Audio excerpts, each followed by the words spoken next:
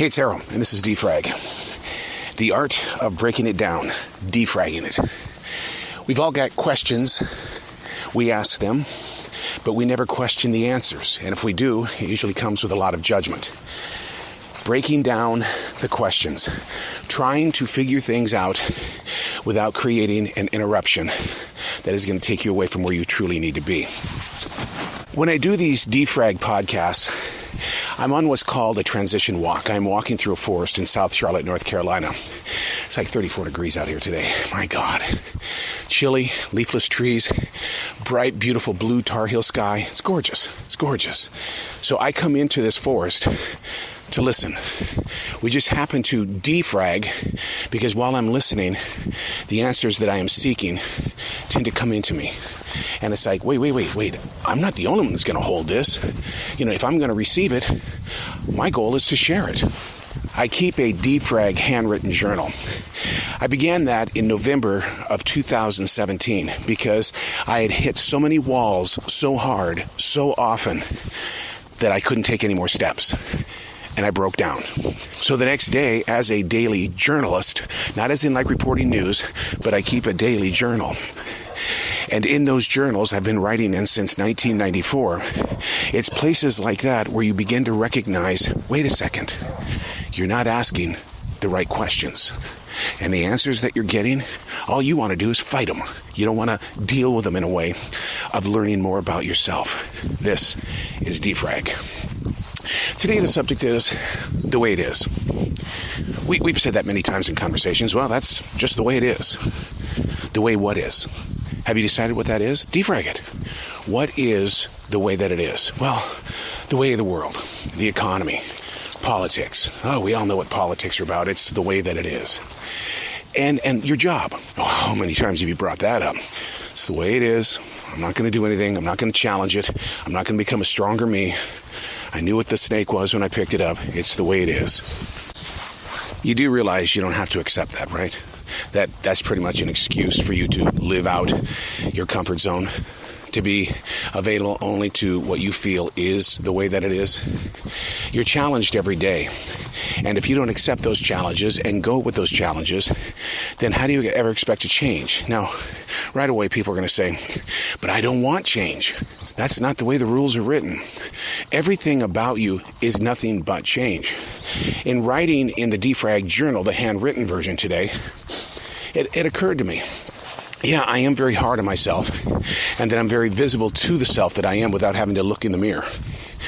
But if you pull the lens back and look over 46 years of broadcasting, heck, even with podcasting, I started it 9 years ago.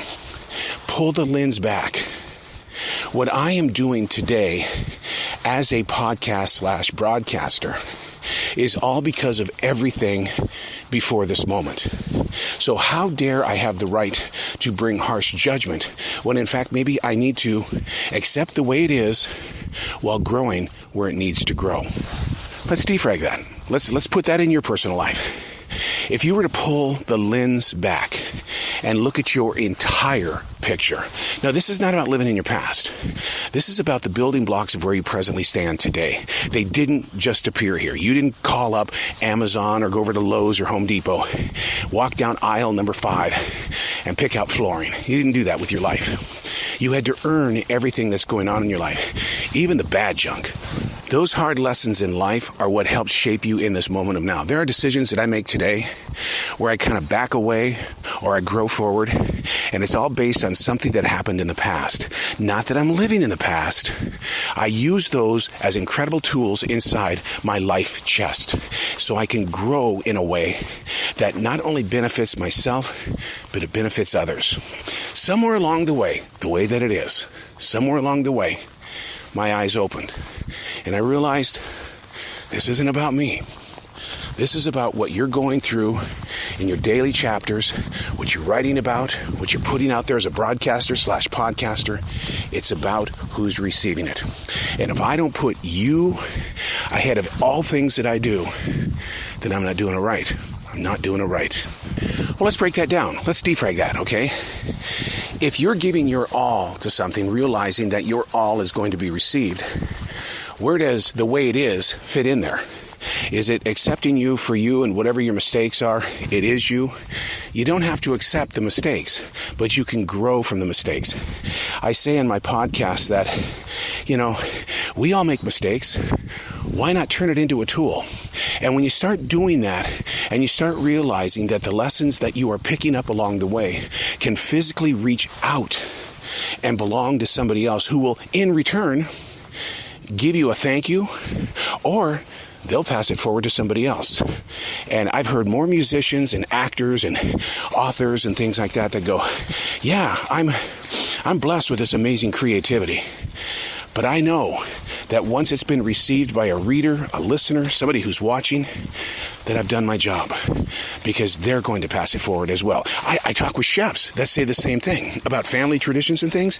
Knock it off when it comes to family recipes, because there are people around the world that can take your family's recipe and make it better. And that right there is the gift. We all want to live in this perfect world. We want things to go right all the time. And I'm very guilty of that. Oh my God. I'm having problems with a website that hosts my podcast, and it's loading up the pages very slowly. I've had to deal with this for a week. And it's like, okay, this is really angering me. Why am I allowing this to be such a negative spot in my life? And the reason why is because I want to live in the perfect world. I want to have where everything is running smoothly. Totally forgetting, when you pull that lens out, it's not running smoothly today. But do you want to go back to the world of AOL? I totally get it. The way it is. It brings peace to your heart when you finally just convince yourself, you know what? It's the way it is. And yet, that creative self inside of you is going, I can't settle. I can't just sit here and accept the way it is, because I know there's more.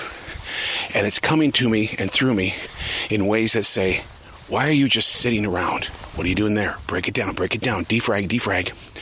You're shaming yourself. You're accusing yourself of stopping when the rest of you say, no, we're fine, because it's the way it is.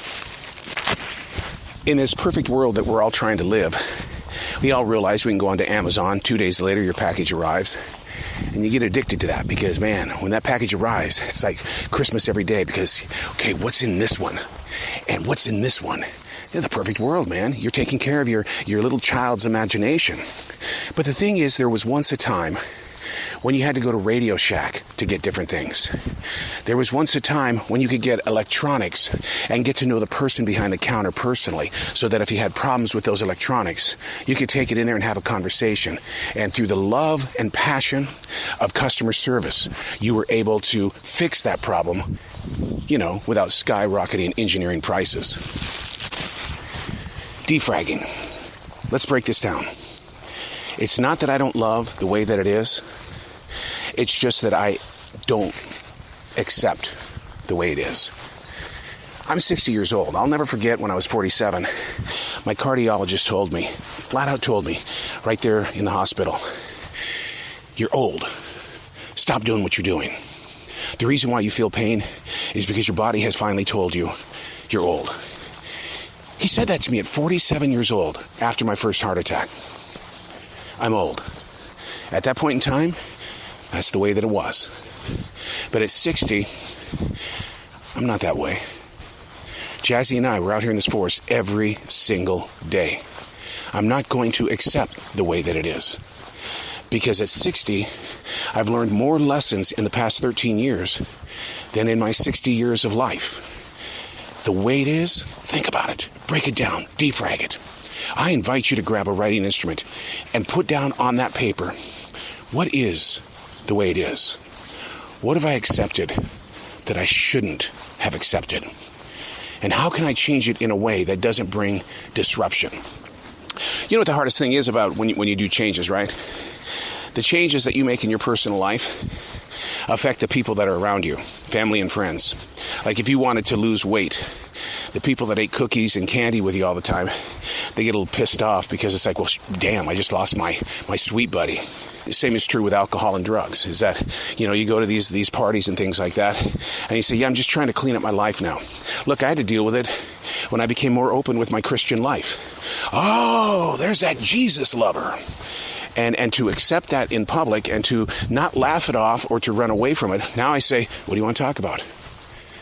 The way it is. What you want me to share with you what I learned not only today, but I can show you 14 years of Bible lessons that are in my smartphone every day. Whenever I'm in question, I've got lessons there. See, I accepted it the way it is by coming out as a strong Christian.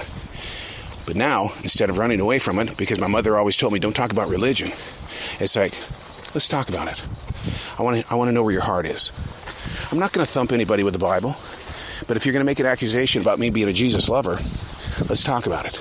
Let's find out why. Defrag it.